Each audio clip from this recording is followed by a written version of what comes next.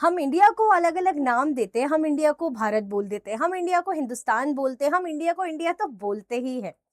तो ये जो अलग अलग इंडिया को नाम मिले हैं, ये कैसे मिले हैं, कभी सोचा है? कहाँ से ये नाम आया है इंडिया, या कहाँ से ये भारत नाम आया है, कहाँ से हिंदुस्तान नाम आया है, और क्या इनके अलावा और भी नाम से? जी हाँ, यही चीज हम इस चैप्टर में पढ़ने वाले हैं, जिसका नाम है इंडिया दैट इज भारत।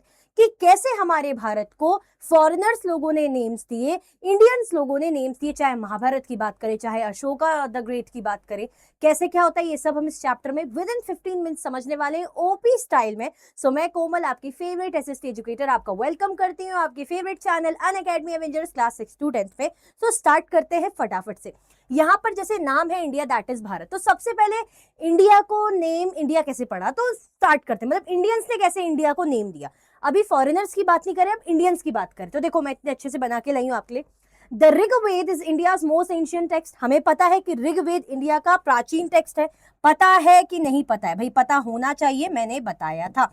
ठीक है, ऋग्वेद क्या है? इंडिया के प्राचीन टेक्स्टों में से एक है। Gives the north west region. अब यहाँ पे क्या था, अगर मैं थोड़ा छोटू सा इंडिया ऐसे रफली ड्रॉ कर लूं, है ना, इस वाले पोर्शन में, तो चलो यहाँ पे भी नहीं, मैं यहीं पर ही ड्रॉ कर लेती हूँ। तो नॉर्थ वेस्ट रीजन की यहाँ पे हम बात कर रहे हैं, है ना। तो ये मैंने ऐसे इंडिया बनाया, और ये वाला पोर्शन है ना, ये, तो ये वाले नॉर्थ वेस्ट इसकी बात की जा रही है, क्योंकि आपका नॉर्थ है, ये आपका वेस्ट है। तो इस वाले रीजन में यहाँ पर आपके ऋग्वेद कंपोज हुए थे, इस एरिया में आपके ऋग्वेद कंपोज हुए थे। अब जहां पे ऋग्वेद कंपोज होंगे वहीं पर ही तो यहाँ पे क्या बोला? सप्त सिंधवा। क्या नाम दिया जा रहा है? Sapta Sindhava, that is land of the 7 rivers. The word Sindhava comes from Sindhu which refers to the Indus river और at times to a river in general. अब मैं आपको पहले समझाती हूँ, यही जो मैंने बनाया है। यहाँ पे क्या होता है, एक नदी बहती है, नदी बहती है ना, एक नदी आती है, नदी आती है, उसके साथ उसकी ट्रिब्यूटरीज भी आती है, सहायक नदियां भी बहती हैं यहाँ पे, है ना। और ये रिवर कौन सी है? ये रिवर है आपकी इंडस रिवर। ये रिवर आपकी इंडस है, जिसको हिंदी में क्या बोलते हैं इंडस रिवर को? एक मिनट, ये क्या हो गया? ये आपकी है इंडस रिवर, है ना, जिसको हिंदी में क्या बोलते हैं हम? सिंधु, है ना, जिसको हिंदी में क्या बोलते हैं? सिंधु रिवर, सिंधु नदी। इंडस रिवर को हम क्या बोलते हैं? सिंधु नदी। अब यहाँ पे जो सिंधु नदी है, उसके साथ जो है और भी अदर नदियां हैं, है ना, जिनको हम क्या बोल रहे हैं? छोटी छोटी रिवर्स, ट्रिब्यूटरीज, है ना। जो छोटी छोटी रिवर्स क्या होती हैं? बड़ी रिवर के साथ जुड़ जाती है, ट्रिब्यूटरीज, उनकी बात की जा रही है। तो यानी ये ऐसा लैंड जहां पे 7 नदियां बहती हैं, सप्त सिंधवा बोला जा रहा है। तो इन्होंने क्या नाम दे दिया अभी इंडिया को कि भाई सप्त सिंधवा, है ना। क्यों सप्त सिंधवा? क्योंकि यहाँ पे 7 नदियां बह रही है। और ये वर्ड सिंधु कहां से आया है? ये जो वर्ड सिंधु आया है, ये आया है इंडस रिवर से। ठीक है, तो इस तरीके से पहले ऋग्वेद में नाम मेंशन था कि सप्त सिंधवा इस जगह को बोलते हैं। कैसे पड़ा? क्योंकि लैंड है 7 रिवर्स का, नॉर्थ वेस्ट रीजन, 7 नदियां बहती हैं, तो इसलिए सप्त सिंधवा नाम रख दिया। तो पहले इस तरीके से नाम दिया गया। ठीक है, कैसे कैसे क्या क्या नाम दिए जा रहे हैं, रीजंस क्या है, ये सब बताया जा रहा है। स्क्रीनशॉट लेते चलना बच्चा। ठीक है, चलो अब आगे बात करें। ये देखो, ये है आपकी इंडस रिवर। मैं थोड़ा सा कौन से कलर से करूं? चलो ब्लैक से ही कर लेती हूँ। ये देखो, है ना, ये लिखी है ना रिवर इंडस, इस तरीके से। और ये देखो अदर छोटी छोटी रिवर्स, रावी, सतलज, चेनाब, ये क्या है? ये क्या है? ये जो है ट्रिब्यूटरीज है, सहायक नदियां। ये वही वाला पोर्शन ना आपका, गुजरात राजस्थान वाला इंडिया का ये वाला पोर्शन, है ना, जो मैंने बनाया था। तो ये पूरा नॉर्थ वेस्ट वाला रीजन। ठीक है, इस तरीके से मैप में। नाउ अगर हम बात करें the Mahabharata uses the terms. अब महाभारत में हमें इंडिया के लिए 2 नाम देखने को मिलते हैं। महाभारत आपको पता है, कौरव पांडव के बीच की फाइट वाला, है ना। अब यहाँ पे एक टर्म यूज किया जाता है भारतवर्षा, दूसरा वर्ड यूज किया जा रहा है यहाँ पे जम्बूद्वीपा। भारतवर्ष की बात करें, it means the country of the Bharatas first appears in the Rigveda. मतलब ये भारतों की कंट्री है ना, जो भारतास है उनकी कंट्री। और ये नाम सबसे पहले कहाँ देखने को मिला था? ऋग्वेदों में। तो यहाँ पे इनको नाम रख दिया कि भाई भारतों की कंट्री, भारत लोगों की कंट्री, तो Bharatvarsh. Now Jambudvipa, Jambudvipa it means the island of the fruit of the jamun tree. मतलब एक ऐसा आइलैंड, एक ऐसा महाद्वीप जहाँ पे जामुन ट्री मिलती, जामुन ट्री, ठीक है। तो उस पर बेस रख दिया जम्बू, यानी जामुन के लिए जम्बू द्वीप, द्वीप पता है आइलैंड को बोलते हैं Jambu Dvipa. Came to mean the Indian subcontinent. ये पूरे जो एंटायर हमारे इंडिया, इंडियन सबकॉन्टिनेंट, मतलब पहले तो पाकिस्तान अलग था नहीं, बांग्लादेश अलग था नहीं, पूरा सब कुछ एक था। ठीक है, पूरा ही सब कॉन्टिनेंट एक था, नेपाल वगैरह सारा सब कुछ। तो यहाँ पे पूरे उसके लिए बोला जा रहा है जम्बूद्वीपा। तो हमने 3 नाम देख लिए, सप्त सिंधवा, यहाँ पे महाभारत में देख ले भारतवर्षा, जम्बूद्वीपा। ठीक है, तो ये इंडियंस ने कैसे कैसे इंडिया को नाम दिए, अभी हम ये देख रहे हैं बच्चा। ठीक है, स्क्रीनशॉट लेते चलना। नाउ जम्बू द्वीपा को थोड़ा सा और इलैबोरेट करके समझते हैं. In fact we get a good clue from an Indian emperor. His name is Ashoka. He use the same name Jambu Dvipa. Even जो हमारे इंडियन एम्परर है ना, सम्राट अशोका, द ग्रेट सम्राट अशोका, है ना, उन्होंने भी जम्बू द्वीपा नाम दिया था इंडिया को.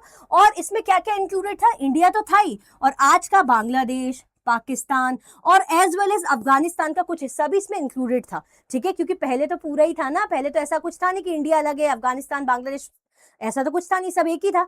तो उन्होंने इस पूरे पाकिस्तान, बांग्लादेश, कुछ अफगानिस्तान के पार्ट्स को भी, सबको मिला के इन्होंने बोला भैया ये जम्बू द्वीपा है.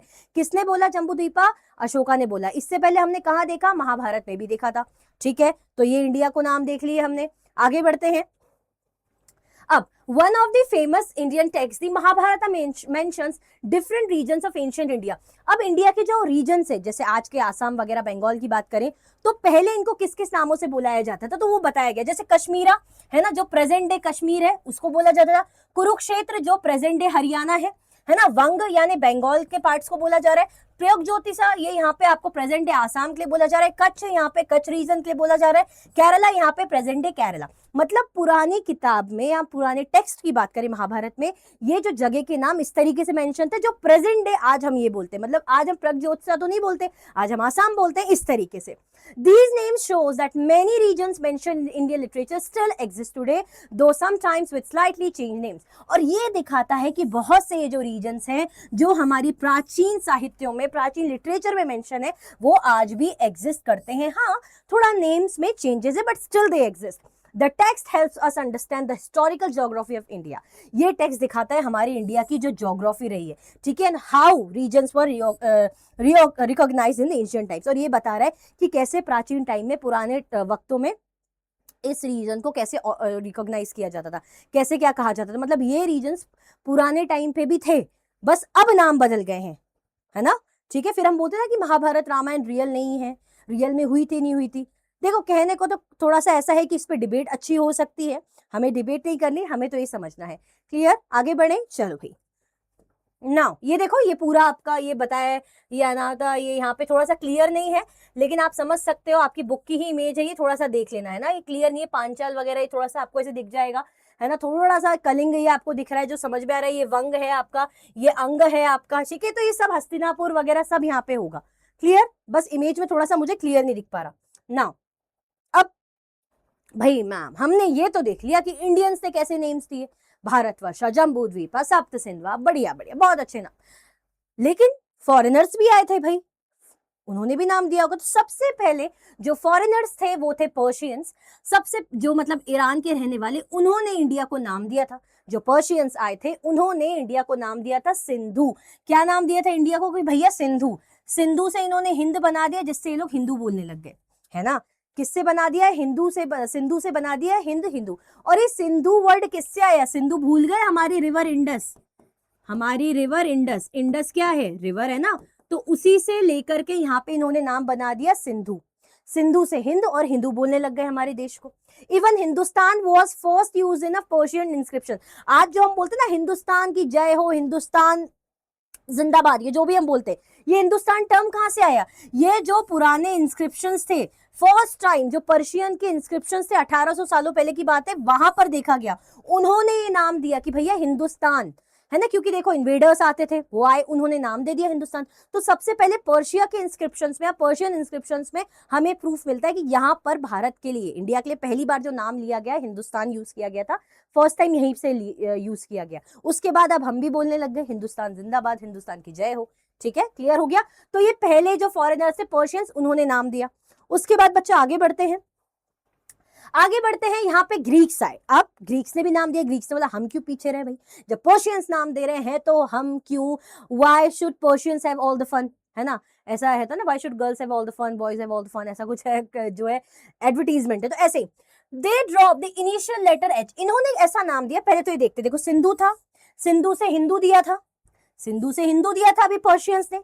ये तो हमारे इंडिया का हो गया, पर्शियंस ने दे दिया था, ये पर्शियंस ने दे दिया था बच्चा, दिया था कि नहीं दिया था, है ना. अब यहाँ पे ये किसने दिया है? ग्रीक्स. किसने दिया है? ग्रीक्स. इन्होंने क्या करा? इन्होंने लेटर एच को ड्रॉप कर दिया. क्यों भाई? अलग करना है, कुछ कुछ स्वैग करना है, कुछ हटके. मेरी तरह, जैसे मुझे कुछ हटके करना पसंद है। सो यहाँ पर उन्होंने एच को ड्रॉप कर दिया। क्यों?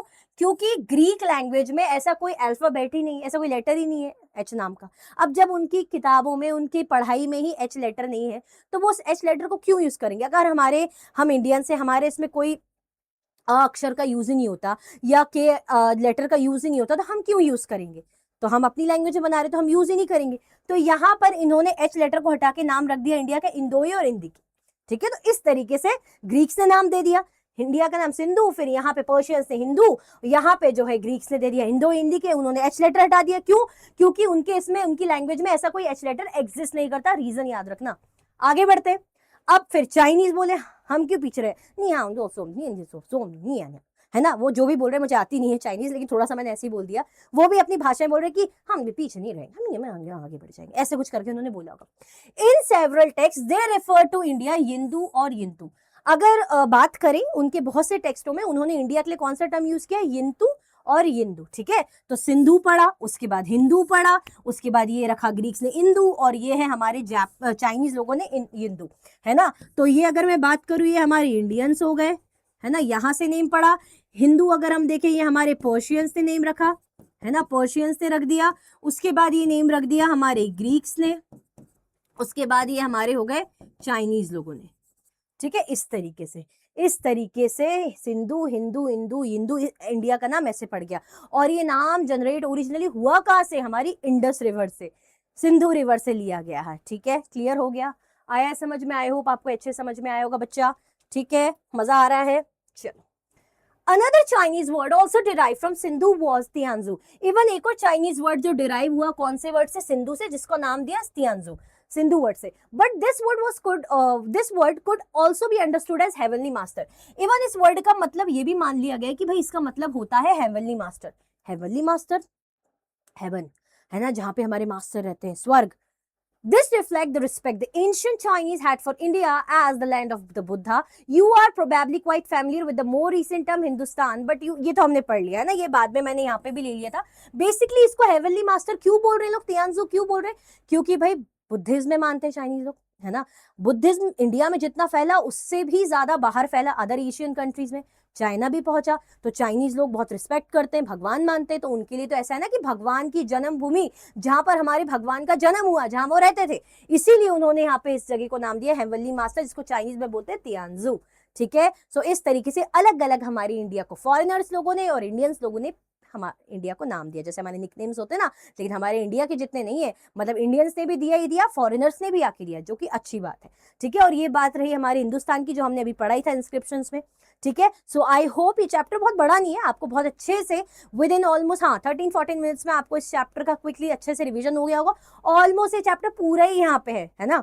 ठीक है, सो आपको क्या करना है भाई, आपको पता है कोमल मैम क्या बोलती है हमेशा, लाइक करो बच्चा, है ना, शेयर करो, सब्सक्राइब कर लेना चैनल को, जो बहुत जरूरी है। ठीक है, सब्सक्राइब करोगे तो अपडेट मिलती रहेगी, है ना।